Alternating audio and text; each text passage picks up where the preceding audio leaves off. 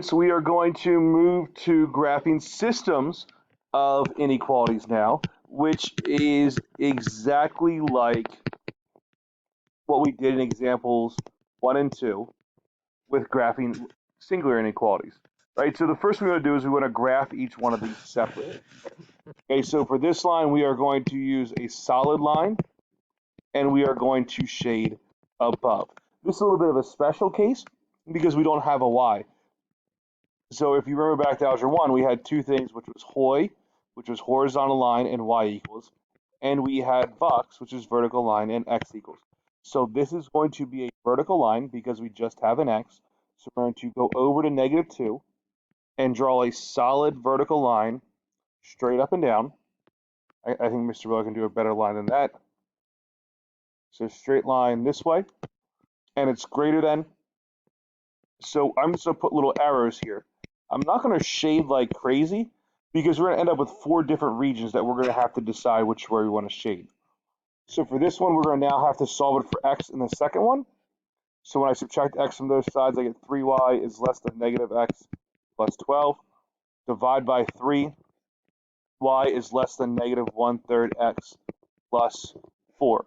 So I look at my sign, I'm going to shade below because it's less than, and it's going to be a dashed line because it's just less than, it doesn't have that or equal to part. My y-intercept at 4, then I'm going to go down 1, and I'm going to go right 3 spots, down 1, right 3 spots, or up 1 and left 3 spots, and I can take you that pattern. It's dashed, so again I put the dashed line, and I'm going to shade below, which is this area here. So now for our systems of inequalities, I want to see where is this overlap at. And where they overlap in this is in this region right here. So this section is where my solutions are, and all of the other sections are going to be non-solutions. So moving on to the next example, this one's already set up. The first one we are going to shade above because it's greater than, and it's going to be a dashed line because we don't have the or equal to part. So I go up to 1, put a dot. My slope is 2, so I go up 2, right 1, up 2, right 1, or I can go down 2, left 1 in all those cases. Then I draw a dashed line, and then I just put little marks to show that I want to shade above. For this equation, I'm going to subtract 2x from both sides first. So when I do that, I get -y is greater than -2x plus 4. Then divide by -1 everywhere. When I divide by a negative, my sign has to flip from being greater than to less than, and then it's 2x and a -4.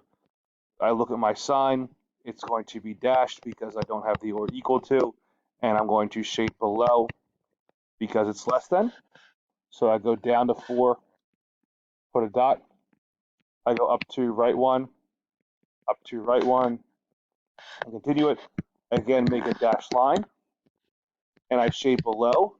So in this case, we say that this graph has no solution because the shading goes in completely opposite directions and there's no overlap whatsoever. Okay, moving on to the next example. Got to solve this one for y, so I'm going to start by subtracting x from both sides. So 3y is less than -x plus 6. Divide by 3.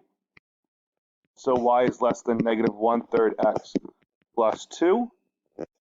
It's going to be shade below and use a dashed line. So go up to 2, put a dot, down 1, right 3, down 1, right 3, or up 1, left 3, up 1, left 3. Draw a dashed line there, and then put our marks to be below. Other one is -3. So then again, down 1, right 3, down 1, right 3. Or then we'll go the opposite. And this one's going to be a solid line. And I'm going to shade below this line as well. So I end up shading below both lines. So below this line and below this one.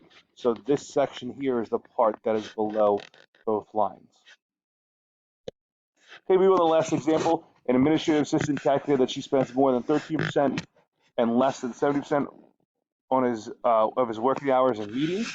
This is going to be represented by the system of inequality shown below, where M is the number of hours spent in meetings and H represents the total number of hours worked.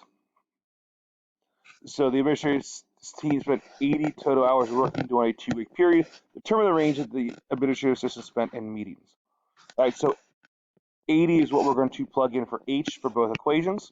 So we're going to do M is greater than 0.13 times 80, and M is less than 0.17 times 80. So now I'm just going to plug both of those into my calculator, and I'm going to do 0.13 times 80 first. So I do 0.13 times 80. And when I do that, I get 10.4. And then I'm going to do 0.17 times 80, and I get 13.6. So this worker spends between 10.4 hours and 13.6 hours of their time working in meetings. At this point, you can go ahead and do the check for understanding, and then please pick up your homework.